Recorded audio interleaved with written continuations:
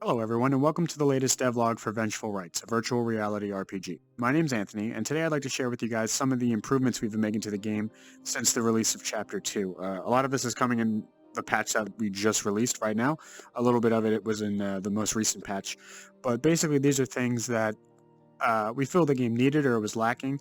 Some of them very obvious, and it was deemed, lower priority than the release of Chapter 2, so we sort of put it off. But now that we're working toward Chapter 3, Chapter 2 is out. As we're creating the assets for Chapter 3, we have a little bit of additional time to get some of this stuff into the game. So the first thing I'd like to share with you guys is this shrine over yonder. As you can see, this is a Shrine of the Eternal Flame, and what these do is they allow you to increase the strength of your destruction magic. And this is a permanent buff that you get. This isn't like a temporary thing. Ah, destructive power increased. So what this does is exactly what it sounds like. This will make your fireballs, your fire wave, once you unlock it, and any other spells that you'll eventually get, deal more damage. And so it's obviously a very worthwhile buff to find and to activate. And that allows us to give you incentives for more discovery, right? We're always trying to encourage people to explore and discover hidden treasures and collectibles and upgrades and whatnot. And this is just another one that we can use to do that. And the main thing about this is that this is potentially the most important, singular update that you can find. You have perk points and everything that you get from elixirs, and those are obviously very important. But we don't want that to be something that you can potentially miss, right? Now, this is something that if you don't find this, it's not going to make or break you. It's a 10% bonus to your damage, I should point out. So not having this isn't going to, you're not going to be at a huge disadvantage if you happen to miss this or you don't find it. But if you do find it, it will be very beneficial to you. And what that's allowing us to do now is place it in areas that you can't access immediately. So what I mean by that is one of the biggest drawbacks of the game, I would say so far, has been that once you go through an area, there's no reason to revisit it. For example, this area, some of you may recognize it if you've played the game or the demo, and this, where I'm standing right now, didn't exist until now. But this area, once you came here and you finished it, there was never a reason to come back here, and that's been the case for pretty much the entire game so far. But where I am right now, where this shrine is actually normally inaccessible. I've obviously opened it up for myself for the sake of demonstrating this. But normally you wouldn't be able to get here when you first come to this area. You would have to learn a new spell first that would allow you to then gain access to this section. So they won't always be hidden like that. It won't be every time you find one of these shrines, you'll have to use an ability or you'll have to come back to it. But there are a few of them that have been scattered around that are specifically set up like that. So you'll find some that you're basically guaranteed to find. There's almost no chance that you'll miss them. But then there will be others that will require you to do a little bit of backtracking later on once you've learned the technique required to gain access to them. The other major addition to the game with this patch that we just released right now is the upgraded menu book. Now, anyone who's played the game will know that these tabs you see on the sides are completely new. That didn't used to be there, and this is just a better way to navigate through the book, as opposed to where there was a button down here that was very easy to miss. A lot of people didn't even know it existed, where you could find your graphic settings, comfort settings, audio settings, and so on. So a lot of people probably thought this was the entirety of the menu. But now, even beyond that, we've added new pages to it, which honestly are long overdue. So this page is your current status. This will tell you everything from your current health, where you are, your location, and all of your perk bonuses and other bonuses. So for example, you can see down here it says Destruction Magic Potency plus 10%. I don't know if you guys can read that very well. It's very clear to me, but I don't know how well it's coming through in the video. But this will allow you to keep track of all of your achievements so far, or all of your progress that you've been making through the game. And over here, see, this says My Journey Awaits Currently, but this will be updated periodically with information about your current adventure, things you've recently discovered, things you still have to do, and information that you may have picked up, say, from speaking with the merchant or finding signs or something along those lines.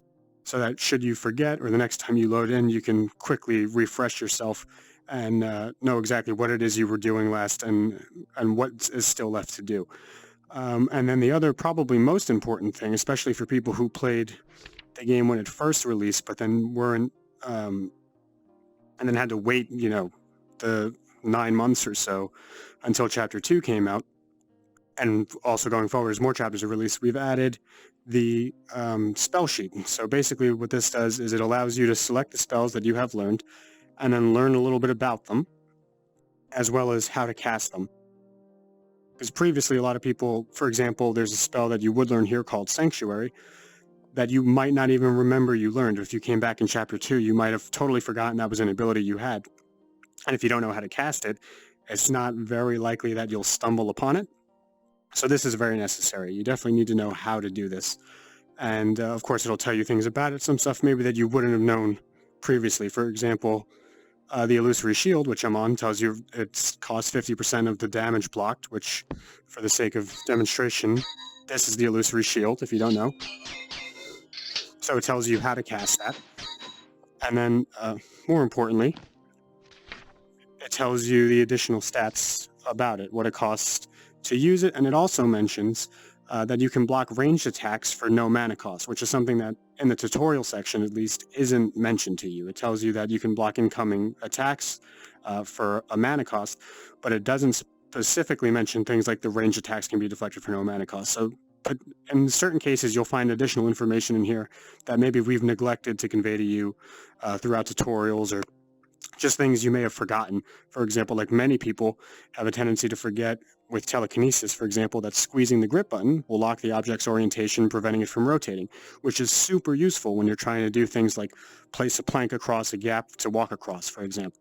If you don't remember that you can freeze it, then it can be very easy for it to get a little out of hand while you're trying to control it and make it more difficult than it needs to be to get it exactly positioned the way you want to. So being able to come in and read this stuff will be very valuable for that. Now let us see.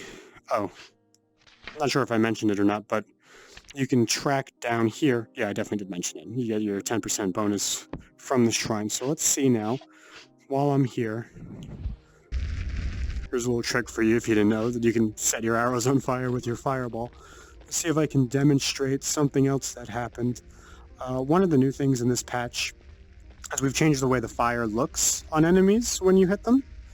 So let's see if I can sneak around these guys. And maybe I can also, I guess not. I guess I'm not sneaking around them. Do you have armor on you, sir? You do. Excellent. Okay, so I can still demonstrate this at least. See, this gentleman's got armor across his chest and on his legs, and normally, before this patch, that would mean that, that would mean that he would take reduced damage from all physical damage, including arrows, but we've changed that now, so, see, I'll shoot him in the chest. One, he's caught fire now, so that's the new effect. And two, you can see that despite me shooting him right in the chest, he's taking full damage. It's not being negated by his armor as it was previously. Also, oh wow. I had to notice that. I think I'll keep that though. So what happened there is he burned for longer than he normally would. And the reason that he burned for longer than he normally would is because the arrow that was hitting him was hitting fire. So it was being ignited as it went into him and then sort of renewing the burning effect on him. And I don't have a problem with that. I don't think that's OP at all, especially there's some people that seem to think that archery is worthless, which it isn't. It's actually by far the most damage you can do in the game, although it also has the highest skill requirement to do it. But if you're a dead-eye, crack shot and you can headshot guys easily, then archery is definitely the best thing you can do, especially now that their helmets won't reduce that damage. But let's see if I can make this happen. So something else we added, there's no guarantee this will happen because it's completely RNG based, but enemies who don't know where you are, if they're not alerted to your presence, say you're moving around stealthily, not only do they take increased damage, as they always have, but they also have a chance to be knocked down. So if we're lucky, this guy, when I hit him with this arrow, will fall down and then immediately die. Alright, well he didn't fall down. So that's probably not going to happen. But you can see just the burning effect on him looks a lot better than it previously did. You know what, let me run away. And we could try again, see if we can get him to stop shooting at me, forget I exist, and then see if we can't get him to fall down again. or for the first time. Well, it killed him. So it do be like that sometimes. But as I was trying to say, or hoping to show you, enemies can be knocked down now, and that includes with a sword. It doesn't have to be with a bow. So if you happen to sneak up to an enemy and get behind them so that they can't see you, then you can hit them and they'll have a chance to be knocked down. They're definitely going to take additional damage. There's also a chance that they'll be knocked down. And if you do a critical strike, meaning that if you're using a bow, you've shot them from far enough away to trigger a critical, or if you're using a sword, you've swung your sword far enough. It's not speed. Some people seem to think that this speed is what determines whether or not you do a critical strike. It isn't. We don't want people just swinging as fast as they can, breaking their swords on walls. The idea is it's distance is the main factor for how much damage you deal with the sword. So if you do a full swing, you reach back, and you're really slashing hard or fast. Again, the hard would I messed that up twice. You're slashing with a full swing. That's how you're going to do the most damage. So again, it's not speed, but if you get a proper build-up and you think more like swinging a tennis racket, for example, rather than trying to hit them with a fly swatter, which wouldn't work anyway, then you're more likely to do a critical strike. And if you do deal a critical strike while they're not alerted to your presence, or they haven't grabbed their weapon yet, then there's a much higher chance that they'll be knocked down, which then means that they die with any incoming damage. If an enemy gets knocked down, then it's a one-shot kill to finish them off. Okay, I've rambled a little bit. There's a few other fixes and improvements that are also in the patch notes. Let's see if I can go back to here. It's loading, beautiful loading screen. And we're back to, this is the opening scene you see when you first load into the game. And okay, controls are already calibrated, so this is the other improvement that's been made since Chapter 2 released, which is the save game interface. So now you can see a screenshot of where you are in the game. So this is a different save file. The one that I was just in actually doesn't exist here because it's sort of a test thing that only exists in the Unity editor. But this is a save file that I currently have, and you can see where I am. This is the end of the tutorial section. For those of you who have played, you may notice it. And then this is the beginning of the dungeon, which it says is unavailable because currently I'm in a build that considers this to be a demo. So it only has the demo scenes available. So because that isn't part of the demo, it's not accessible to me. But yeah, so that's already an upgraded. You have an idea of where you are instead of it just saying save slot 1. And this will be improved probably in the next update to also include that new information that you see on your journey summary page in the menu. So, for example, it'll probably work something like I'll put my finger over continue, and then there'll be a readout that'll say, this is what you've done recently, this is what you're doing, so you'll have even more information as to your current progress in that save file. You could really differentiate between them super easily. The other major change, I guess I keep saying major, it's a pretty minor change, but it was definitely necessary, is this, the delete confirmation, which didn't exist before. Previously, if you happen to accidentally delete it, if you were moving too quickly, or maybe your tracking got messed up for a second and your hand jittered down, you would just delete the file as soon as you hit this. And now you actually have to confirm it. So that's long overdue, admittedly. I apologize for that taking so long, but it's finally here. You don't have to worry about that anymore.